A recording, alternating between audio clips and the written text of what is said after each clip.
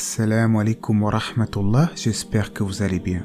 En me basant sur le livre Sifa al-Safwa de l'imam Ibn Jawzi, j'ai extrait un condensé de propos utiles des compagnons du prophète Mohammed, alayhi salatu wassalam.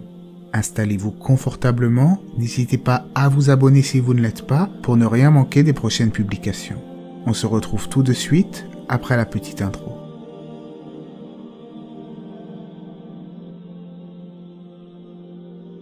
La plus grande intelligence est la piété, la plus grande stupidité est la perversité, la plus grande sincérité est la probité et le plus grand mensonge est la trahison.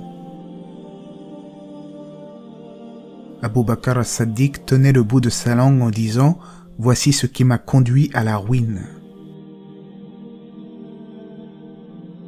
Celui qui rit beaucoup est peu respecté.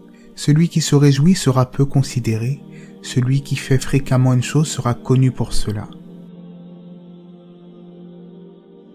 Celui qui parle beaucoup commettra maintes erreurs. Celui qui multiplie les erreurs n'aura pas beaucoup de pudeur. Celui qui n'a pas beaucoup de pudeur sera peu scrupuleux, et celui qui est peu scrupuleux, son cœur mourra. Ne parle pas de ce qui ne te concerne pas. Éloigne-toi de ton ennemi et garde-toi de ton ami, sauf celui qui est digne de confiance. Nul n'est digne de confiance si ce n'est celui qui craint Allah.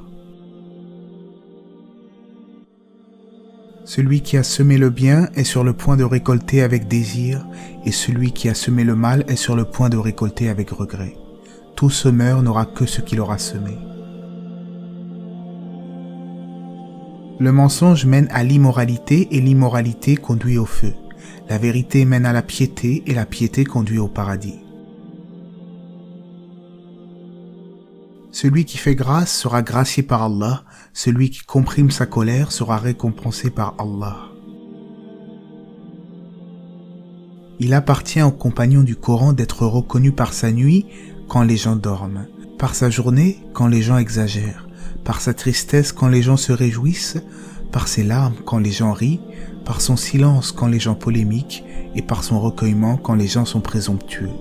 Il doit être en pleurs, triste, sage, charitable et taciturne. Il ne sied pas aux compagnons du Coran d'être rude, insouciant, tapageur, criard ou violent. Celui dont la parole correspond à ses actes, c'est celui-là qui a atteint son but. Quant à celui dont la parole contredit ses actes, celui-là n'a qu'à blâmer son âme. Je déteste l'homme que je vois les bras croisés, qui ne travaille ni pour ce bas monde, ni pour l'au-delà. Celui dont la prière ne lui ordonne pas de faire le bien, ni ne lui interdit le blâmable, ne fait que s'éloigner davantage d'Allah. Je pense qu'un homme oubliera un savoir qu'il détenait en raison d'un péché qu'il commet. Vous constaterez que l'incroyant est parmi les gens qui sont physiquement les mieux portants, mais les plus malades dans le cœur. En revanche, vous verrez que le musulman se trouve parmi ceux dont le cœur est le plus sain, mais dont le corps est le plus malade. Par Allah, en dehors de qui il n'y a pas de divinité qui ne mérite l'adoration. Il n'est rien sur terre qui mérite de rester le plus longtemps en prison que la langue. Quand tu pries, accomplis la prière de celui qui fait ses adieux et pense que tu n'y reviendras jamais. Un croyant n'a jamais avalé une gorgée plus chère auprès d'Allah qu'une colère qu'il a réprimée. Si vous saviez ce que vous verriez après la mort, vous ne mangeriez aucune nourriture avec appétit, vous n'avaleriez aucune boisson avec plaisir et vous n'entreriez dans aucune maison pour y chercher de l'ombre. Vous sortiriez dans les rues pour vous frapper la poitrine et pleurer l'excès de vos âmes.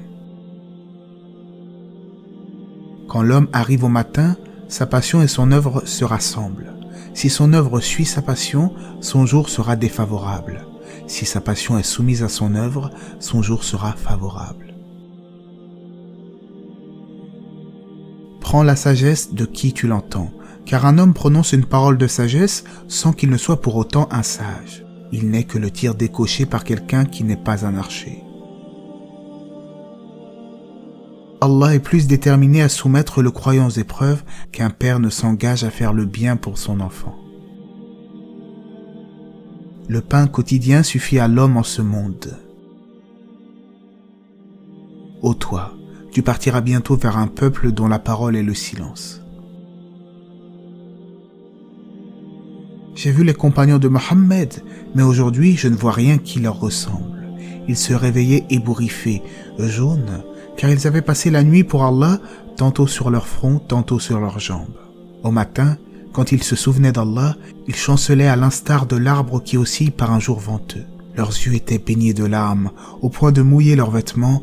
Par Allah, on croirait qu'ils avaient passé la nuit dans l'insouciance. N'exulte pas pour ce que tu as gagné en ce monde et ne t'afflige pas pour ce que tu n'y as pu y avoir, que ton souci se porte sur ce qui vient après la mort. La méditation d'1 heure est meilleure qu'une nuit passée en prière. La bienveillance d'un homme dans son mode de vie relève de son intelligence. La maladie ne connaît ni l'ostentation, ni le renom, au contraire, elle n'est que pure récompense. J'aime la mort par désir de mon Seigneur. J'aime la pauvreté par humilité devant mon Seigneur et j'aime la maladie par expiation de mes fautes. Fils d'Adam, tu n'es que des jours, à chaque jour qui s'écoule, une partie de toi s'enfuit. J'espère que ces paroles des compagnons vous auront imprégné, vous auront été bénéfiques, à vous comme à moi. N'hésitez pas à partager cette vidéo, Allah c'est mieux, que la paix et les bénédictions d'Allah soient sur le prophète, sa famille et ses compagnons.